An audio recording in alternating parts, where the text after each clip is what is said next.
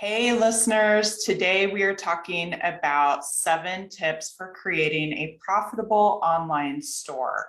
So I know it can be a scary place being out on the internet, and you want to have your best foot forward. So there are just a few key things that I teach that you really want to make sure that you have done to your website. If you go searching on the internet, you're going to find a billion different opinions on what your site should have on it, right?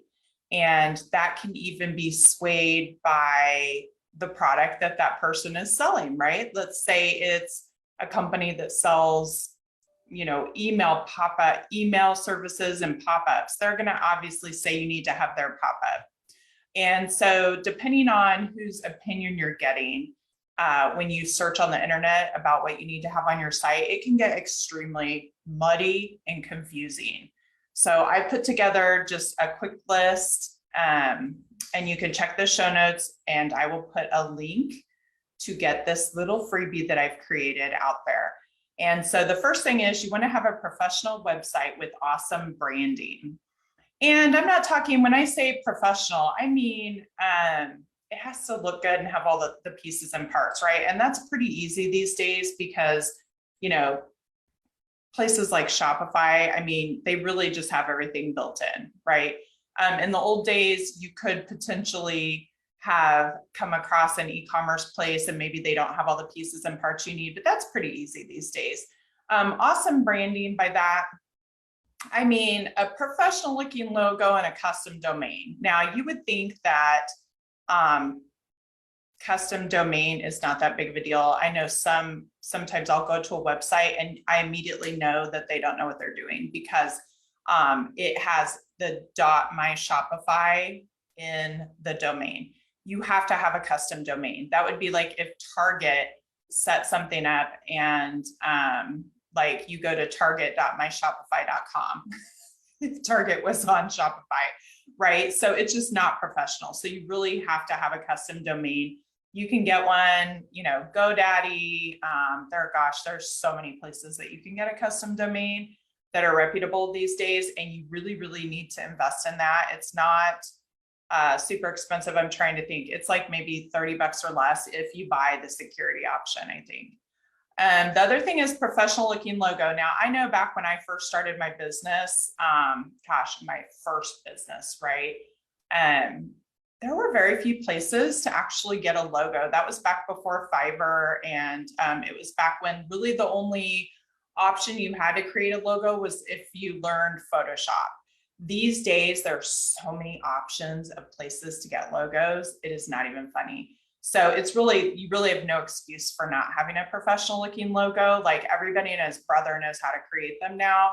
And some people are better at it, right? Your logo needs to I recommend that you have a translucent background. So let's say your colors are pink and black.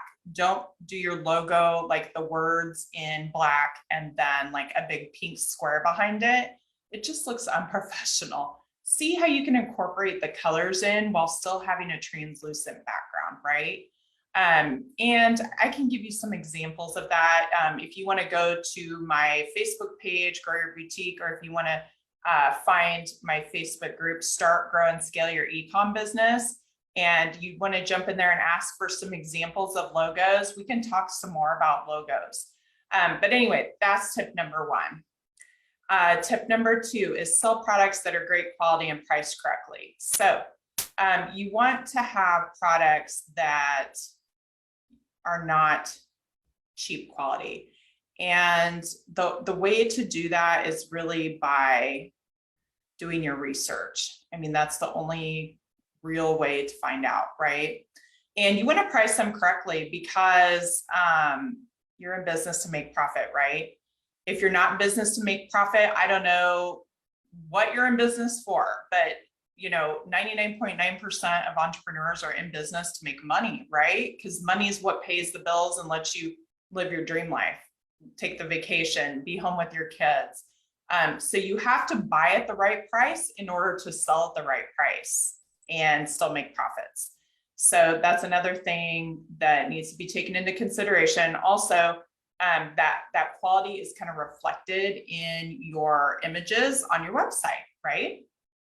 So think about like really high-end stores, and this may be a bad example, but when you go to look at them, they have great quality images, right? And they just, you can tell that they put thought into their images, right?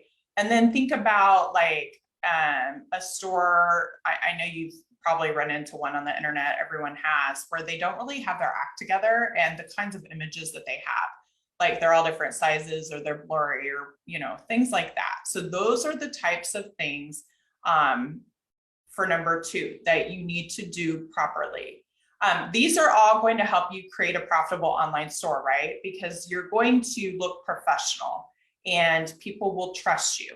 Number 3, understand who your customer is and how to reach them. And you really have to know who your customer is in order to be successful. I cringe when I talk to ladies and they say, I want to be a one-stop shop. Or they say, I want to sell men's, women's, and children's clothing, and I just want to have something for everybody. And so I know I want to say, raise your hand. I know this is a podcast, but literally wherever you are, I want you to raise your hand if you've heard someone say that before, because that tells me that they're not going to make it unless they change their view, because you cannot be everything to everybody, right? Unless you have a humongous budget.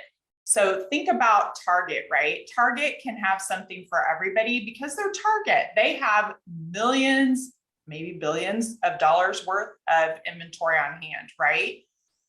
When you are a small business, you cannot do that because you can't effectively give enough product to a specific customer to make them a loyal customer. You have to go deep, not wide, in your product selection. Does that make sense? I hope it does. Number 4, customer testimonials on your website, social media, and in emails. That's another thing where if you're going to be profitable, you have to build the like, know, and trust factor, right? People have to feel like you can be trusted. And part of that is customer testimonials. So if you are in business and you're not asking for testimonials in some way, shape, or form, you need to start doing that and literally start posting those, put them on your website. Start one time a week putting a testimonial post on your social media. Send an email, with testimonials in it. And if you're selling products, which a lot of you are, even if you're not, if you're selling a service even, just ask, get pictures of people wearing your product, get, examples of people using your product. Those are the types of things that you will use as your customer testimonial.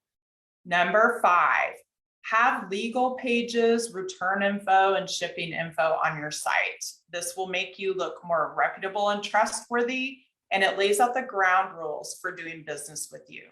This will save you a lot of time later. It will alleviate problems for you and your customers, because you can always refer back to those. So you can say, if someone has a question about your shipping policy or your return policy, you can say, hey, we're a reputable business. You can just go check out our website and it's all laid out clearly right there. That way there's no question about it. And this has saved me a lot of times in business where, my boutique offers credit only. Store credit only, and it's not like I'm just doing that to be mean. It's actually a store policy. So if someone purchases from my store, they have the opportunity to read my policies prior to checkout, right?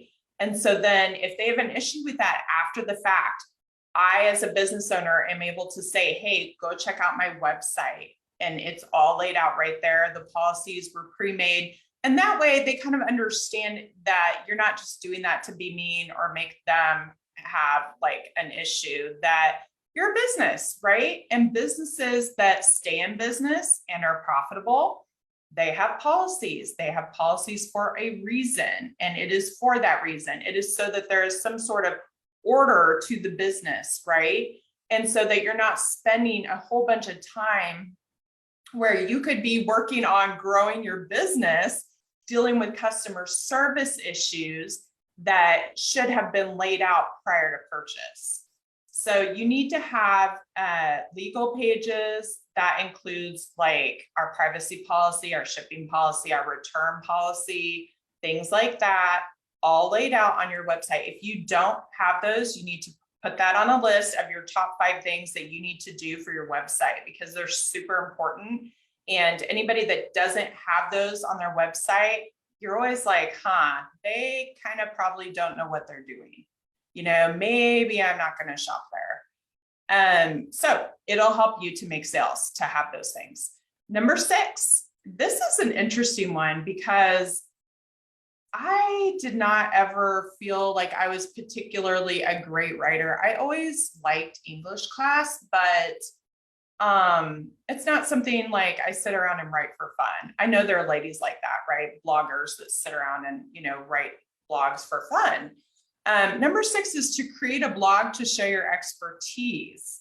And so you don't have to be, you know, the next, I say Roald Dahl, is that his name? The guy that wrote Charlie and the Chocolate Factory. You don't have to be a professional, entertaining writer to have a blog on your website.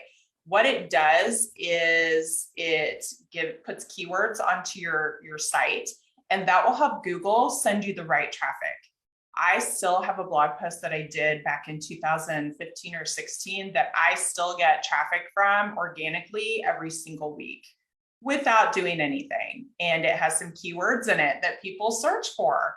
And so, you know, do your research. What are some keywords that people will use when they search for your products or services? Write some blog post outlines that include those things and just start putting them on your website. If you're on Shopify, they have a blog built right in that you can just add to your site. It's awesome. You don't have to be a professional writer. Done is better than perfect. That's my famous saying, right?